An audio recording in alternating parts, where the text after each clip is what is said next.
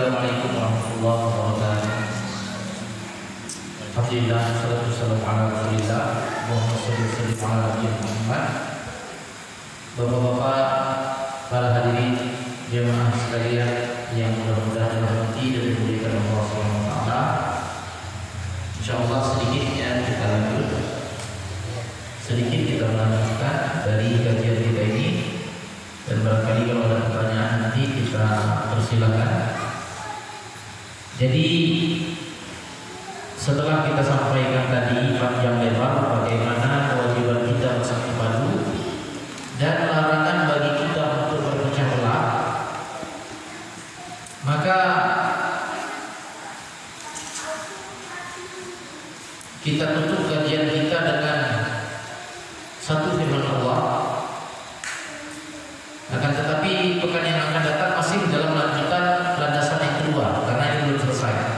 Cuma sebagai penutup dari kajian kita untuk malam ini, dari landasan yang kedua ini, kewajiban bersatu padu dan larangan untuk berpecah belah adalah bagaimana sikap kita selaku muslim, selaku mukmin terhadap Al-Quran dan hadis Nabi Sallallahu Alaihi Wasallam. Bagaimana kita semestinya? Maka ini diatur oleh Allah dalam surat An-Nur ayat 51, di mana Allah berfirman, "Innama kana qaulal mu'minin idza du'u ila Allahi wa rasulih liyahkuma bainahum an yaqulu sami'na wa ata'na wa ulaika humul muflihun." Allah berfirman, sesungguhnya perkataan orang-orang yang beriman apabila mereka telah disuruh kepada Allah dan kepada Rasul agar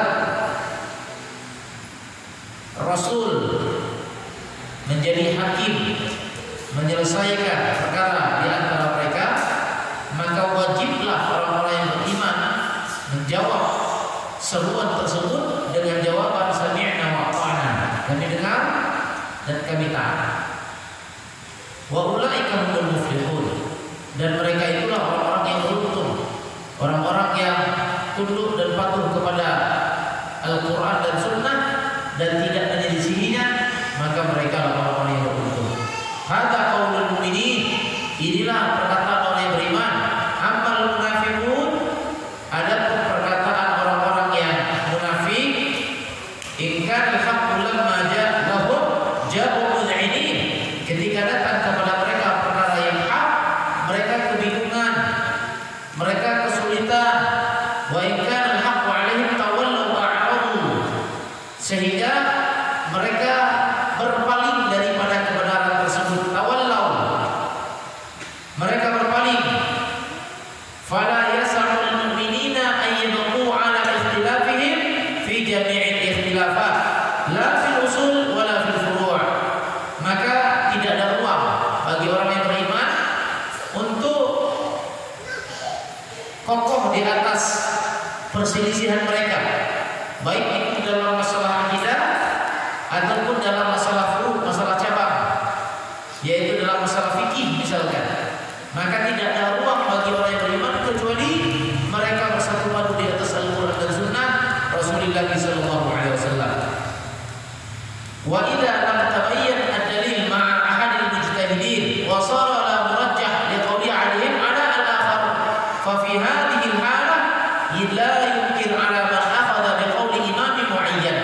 Maka apabila misalkan, perhatikan ya, apabila belum jelas perkara yang hak di atas dalil di antara orang-orang yang berpendapat, wa sara la murajjah li qawlihi ahadihim, maka sehingga tidak ada yang lemah di antara pendapat-pendapat mereka, fa fi hadhihi halah la yumkin 'ala man akhadha bi qawli imam, maka keadaan yang semacam ini boleh bagi kita mengambil pendapat fulan bin fulan.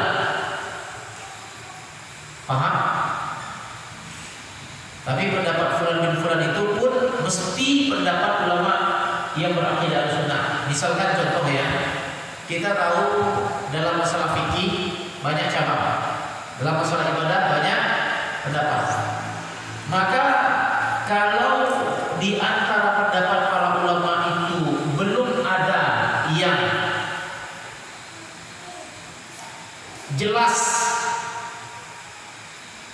perkara dalil yang sahihnya, sehingga tidak ada pendapat yang dilemahkan oleh dalil di antara mereka. Tidak ada pendapat yang dilemahkan oleh dalil di antara mereka. Maka dalam keadaan seperti ini boleh kita mengambil pendapat fulan bin fulan, pendapat siapa saja boleh, asalkan ulama Ahlus Sunnah wal Jamaah. Misalkan imam 4 mazhab boleh, yang apabila di antara pendapat mereka belum ada yang jelas yang terkuat berdasarkan dalil, boleh, silakan yang mana saja boleh. Karena Imam Malik, Hambali, Hanafi dan Syafi'i adalah ulama yang berakidah Ahlussunnah. Ada buku yang berjudul, bukunya bagus, Al-Aqaid Madzhabul Arba'ah. Akidahnya imam 4 mazhab. Ternyata imam 4 mazhab ini berakidah Ahlussunnah wal Jamaah, bermanhaj salaf. Kalau bapak-bapak baca ya bagaimana akidahnya Imam Syafi'i, Masya Allah, akan terkejutlah orang-orang yang bermazhab Syafi'i di Indonesia dalam masalah akidah. Kenapa? Karena akidah muslimin mayoritas di Indonesia berakidah Asy'ariyah, berakidah Asy'ariyah yang tidak lagi murni, yang apabila kita perhatikan dari sisi perbandingan akidahnya Imam Syafi'i seperti utara dan selatan.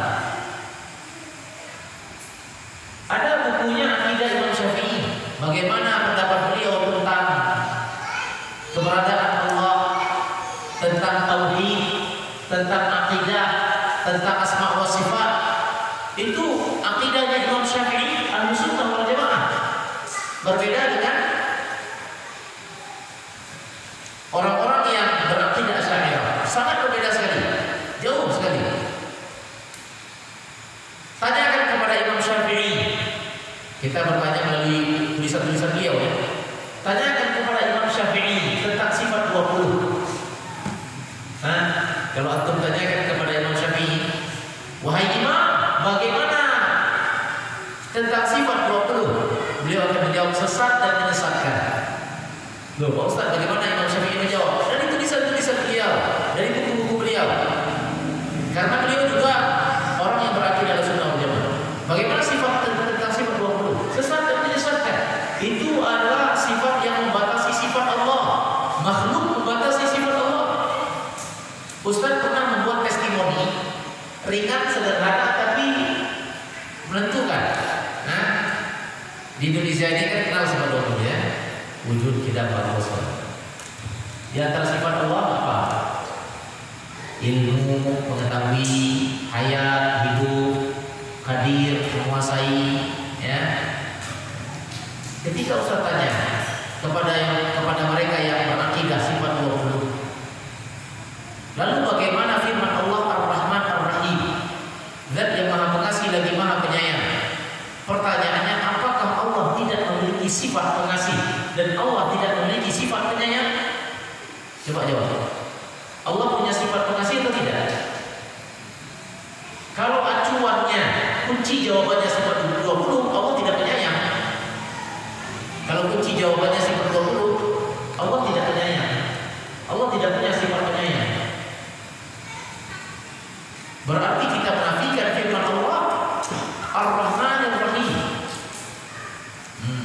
Ini berarti intinya bahwa kita kembali kepada tadi, kalau ada pendapat-pendapat ulama yang berakidah Ahlussunnah wal Jamaah yang belum terang cahaya dalil di antara mereka, maka boleh kita mengambil salah satu di antara pendapat mereka sampai ada dari Al-Quran dan hadis yang jelas sekali. Contoh misalkan, contoh ya. Ini Ustaz kasih contoh. Sebagai penutup pula lagi. Kalau tadi penutupnya yang tadi, ini penutup. Tadi penutup yang pertama, ini penutup yang kedua. Jadi banyak penutupnya. Sebagai contoh, di Indonesia kita dapatkan fenomena orang yang berwudu, ya, macam-macam kan, untuk mengusap kepala. Ada yang membasuh, ada yang mengusap. Yang salah, yang membasuh salah, karena firman Allah, "Wamsahu biru'usikum." Usaplah kepala kalian. Mengusap itu air yang bekas di tangan. Mengusap kepala ini banyak pendapat ulama, tapi kita sebutkan 3 saja. Di antaranya Imam Syafi'i. Imam Syafi'i berpendapat bahwa dalam mengusap kepala cukup coletan dikit aja, dicolet dikit aja sudah cukup. Nah, diambil diusap dikit gini. Makanya banyak orang bodoh kan pecinya kayak gini kan. Dah. Menurut Imam Syafi'i tempel sedikit saja sudah. Ini berdasarkan pendapat beliau dari makna ba, Al-Maidah ayat 6. Biru'usikum. Makna ba di situ kata Imam Syafi'i fungsi maknanya lil ilsaq, leket. Asalkan nempel dikit sudah, tidak masalah. Ini pendapat siapa? Pendapat Imam Syafi'i. Lalu pendapat Imam Ahmad bin Hanbal bahwa yang diusap itu semuanya. Kenapa? Karena menurut beliau huruf ba biru'usikum Al-Maidah ayat 6 itu maknanya zaidah. Artinya ba itu cuma tambahan saja. Biru'usikum dengan kepala kalian, ba itu tidak ada fungsi. Maka Allah perintahkan kita mengusap kepala secara menyeluruh karena ba itu bermakna zaidah, sifatnya tambahan. Sebagian yang lain mengatakan huruf ba itu bermakna litab'id, setengah. Maka ada yang setengah. Kalau tidak salah Imam Hanafi setengah saja, karena makna huruf ba itu litab'id, fungsi maknanya untuk setengah. Jadi ada yang nempel dikit, ada yang Imam Syafi'i nempel dikit, Imam Hambali, Imam Ahmad bin Hanbal menyeluruh, kemudian Imam Hanafi setengah. Kalau misalkan belum ada dalil yang sahih yang menunjukkan tentang Al-Quran dan hadis yang menunjukkan tentang bagaimana wudhunya Rasulullah, hanya berdiri di atas pendapat yang 3 tadi, berdasarkan asumsi ulama yang 3 tadi. Kalau belum ada dalil yang sahih yang menjelaskan tentang itu, maka boleh. Silakan mau pilih yang Imam Syafi'i, silakan Hambali silakan. Akan tetapi alhamdulillah dengan seiring perkembangan zaman, ya, ilmu sudah tersebar, pembukuan hadis sudah di mana-mana. Imam Bukhari, Imam Muslim. Bapak-bapak perlu tahu kenapa muncul imam 4 mazhab itu. Karena di masa mereka, di masa Imam Syafi'i, pembukuan hadis belum ada. Imam Bukhari belum muncul, Imam Muslim belum muncul, Tirmizi, Nasai belum ada.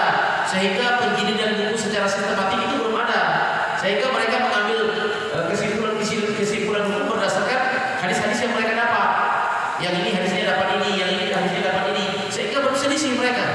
Kalau saudara mudah untuk mempersatukan itu. Kenapa? Karena dalil-dalil yang sahih itu sudah terkumpul. Hadis-hadis sudah, kitab hadis kutubut tis'ah ada 9, bahkan 12 kitab hadis yang utama. Tinggal pencet aja bab iman seluruh keluar hadis, bab wudhu semuanya keluar. Maka telah ada akhbar yang hadis yang sahih dari Nabi Sallallahu Alaihi Wasallam, hadis yang datangnya dari Utsman ketika Rasulullah mengajarkan kepada Utsman tentang wudhu, dan beliau mengajarkan kepada Utsman dengan cara praktek. Maka di antara praktek yang diperlihatkan oleh Rasulullah kepada Utsman, dan para sahabat meriwayatkan bahwa Rasulullah mengusap ketika kepala, beliau mengusap kepalanya secara menyeluruh. Maka tetap perbuatan hadis Nabi ini telah sahih adanya, dan seluruh kitab-kitab sudah meriwayatkan. Maka 3 pendapat yang tadi batal. Pendapat yang dikuatkan pendapat Imam Ahmad bin Hanbal. Maka di sini Ustaz katakan tadi, haram hukumnya fanatik terhadap mazhab. Oh, pokoknya Imam Syafi'i lah, pokoknya Imam Syafi'i nempel dikit aja tadi. Sedangkan hadis Nabi dan Rasulullah sudah berbuat disaksikan oleh para sahabat mutawatir. Mutawatir itu bukan satu sahabat yang menyaksikan, semua. Karena apa kata Utsman? Ada sekelompok Arab Badui minta ajarkan kepada Nabi bagaimana cara Di antaranya beliau membasuh 3 kali. Artinya tentang wudhu Nabi ini ya dari mulai yang perkara yang syarat, rukun dan yang disunahkan sudah telah jelas adanya berdasarkan hadis yang sahih. Dalam kitab-kitab fikih banyak sekali. Maka pendapat ulama mazhab batal. Jangan sampai nanti kita berpegang kepada pendapat mazhab mengalahkan hadis yang sahih. Sedangkan Imam Syafi'i berkata, "Idza shahha al-hadits fa huwa madhhabi." Apabila ada hadis yang sahih, maka itulah mazhabku. Antum baca dalam buku Sifat Salat Nabi karya Syekh Al-Albani, perkataan yang sangat luar biasa dari Imam Syafi'i, kalau Anda mendapatkan pendapatku berselisih dengan hadis Nabi, maka buang pendapatku, lemparkan ke dinding. Apabila Anda mendapatkan pendapatku berselisih dengan hadis Nabi, maka buang pendapatku, lemparkan ke dinding. Subhanallah. Nah, jadi seperti itulah kedudukan seorang yang beriman, sikap kita terhadap dalil. Sami'na wa ata'na. Dan kita haram fanatik terhadap person ulama anu bin anu tidak boleh. Tidak boleh. Kecuali memang kalau seandainya ada dalil yang belum jelas. Boleh. Contoh misalkan dalam salat, kita ada setelah i'tidal ada yang bersedekah pada i'tidal kan? Itu dalil yang sebenarnya tidak ada penjelasan itu. Tidak ada. Antum carilah kemana-mana hadis yang menjelaskan bagaimana kedudukan tangan Rasulullah setelah i'tidal. Tidak ada hadis Nabi atau perkataan sahabat yang menjelaskan bagaimana kedudukan tangan Nabi. Cuma yang ada bahwa Rasulullah berdiri secara sempurna. Disifatkan oleh para sahabat Rasulullah setelah i'tidal berdiri secara sempurna. Ini selisih ulama. Dan antum boleh pilih ulama yang mana saja, tidak masalah di antara ulama sunnah. Kalau Syekh Al-Albani mengatakan bahwa setelah i'tidal berdiri sempurna dengan tanpa sedekap. Barang siapa yang bersedekap bid'ah.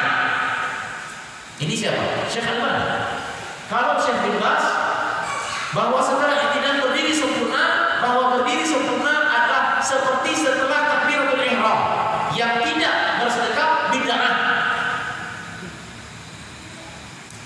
Ini selisih kan? Syekh Al-Albani dengan Syekh bin Baz selisih.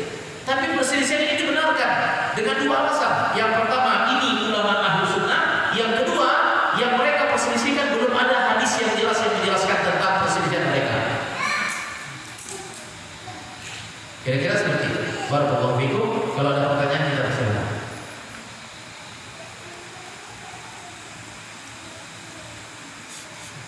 Assalamualaikum. Waalaikumsalam. Mau bertanya sehubungan dengan bulan ini adalah bulan Rabiul Awal dan sangat banyak panggilan untuk perayaan Maulid Nabi dari masjid-masjid sekitar gitu. Dan saya mengambil posisi itu untuk tidak datang. Bagaimana pendapat Ustadz perihal Maulid Nabi tersebut? Ya, jazakumullah. Tentang Maulid Nabi ya? Ya, musim. Ya, barakallahu. Jadi barangkali fenomena tentang perayaan Maulid Nabi bukanlah pembahasan yang baru ya. Ini semenjak lama. Cuman kita sampaikan sekali lagi bahwa di dalam agama kita ada amalan yang diterima oleh Allah karena Allah mencintai dan ridho dengan amalan tersebut, dan ada juga amalan yang ditolak oleh Allah karena Allah benci dan murka terhadap amalan tersebut. Apa sifat dan kriteria amalan yang dicintai dan diridhai Allah? 2. Yang pertama ikhlas, yang kedua sesuai contoh dari Nabi Muhammad SAW. Makanya Imam Ibnu Taimiyah mendefinisikan yang namanya ibadah adalah ismun jami'un likulli ma yuhibbullahu wa yardah. Zahiran wa batinan, segala bentuk perbuatan yang dicintai dan diridhoi Allah, baik itu zahir ataupun batin, maka itulah yang namanya ibadah. Maka ibadah yang dicintai dan diridhoi oleh Allah dengan dua landasan utama. Pertama ikhlas, dan yang kedua sesuai dengan contoh dari Nabi Muhammad SAW. Maka tidak sah ibadah kita kecuali ibadah kita itu berdasarkan contoh dari Nabi. Loh, kenapa demikian Pak Ustaz? Karena itu syahadat kita, la ilaha illallah Muhammadur Rasulullah. Ibadah kita kepada Allah dan tidak ada sekutu baginya, dan berdasarkan contoh dari Muhammad Rasulullah. Maka itulah ibadah yang diridhoi dan diterima oleh Allah. Ada kriteria ibadah yang dimurkai Allah. Apa itu? Di antaranya adalah yang pertama sekali adalah ibadah yang tidak ada contoh dari Nabi, tidak ada perintah dari Nabi, dan ini hadisnya dari Aisyah. Orang banyak tidak senang dengan hadis ini.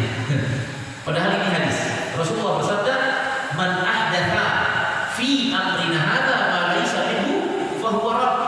Yang melakukan perkara yang baru dalam masalah ibadah, dalam masalah agama, maka ibadah tersebut, perkara tersebut yang tidak ada contohnya dari Nabi, maka amalan tersebut tertolak, dibenci dan dimurkai Allah.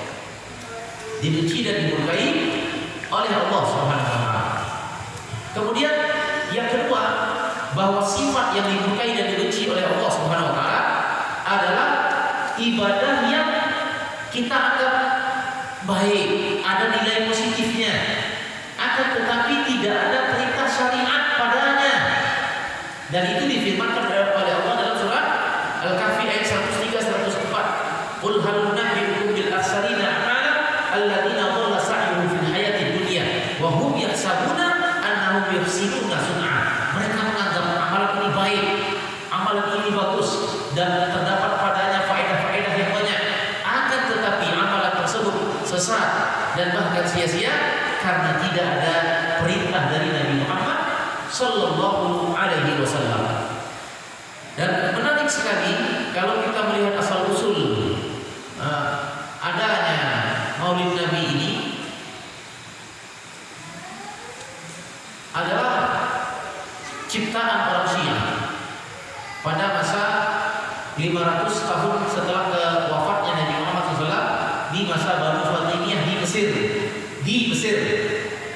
Dan perlu bapak-bapak ketahui bahwa memang banyak terjadi penyimpangan dalam agama Islam setelah jauhnya masa pengutusan dari Nabi. Setelah jauhnya masa pengutusan Nabi, maka banyaklah terjadi penyimpangan dan penyelewengan akidah dan ibadah. 500 tahun setelah kematian Nabi Muhammad SAW baru muncul Maulid Nabi.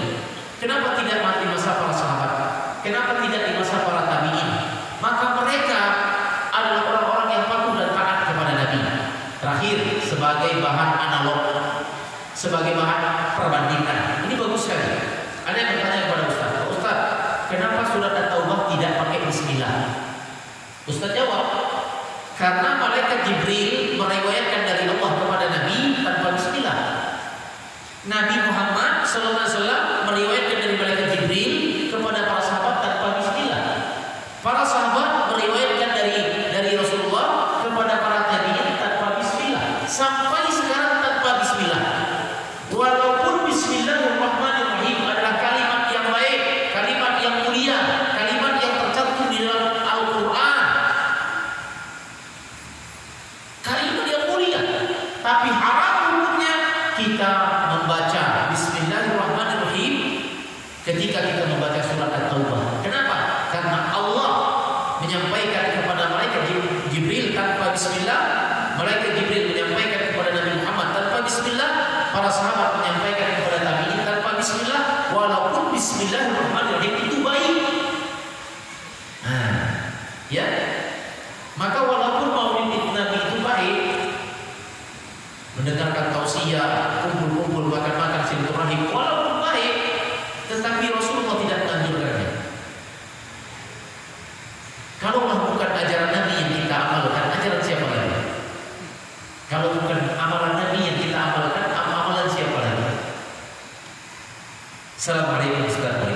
sekarang ini lagi viral, ada orang kafir yang menghina serta menggambar Rasulullah dan timbul seruan aksi untuk memboikot produk-produk dari negara orang tersebut. Bagaimanakah sikap terbaik kita selaku muslim terhadap hal ini? Bolehkah kita bersatu untuk memboikot produk tersebut tanpa arahan pemerintah?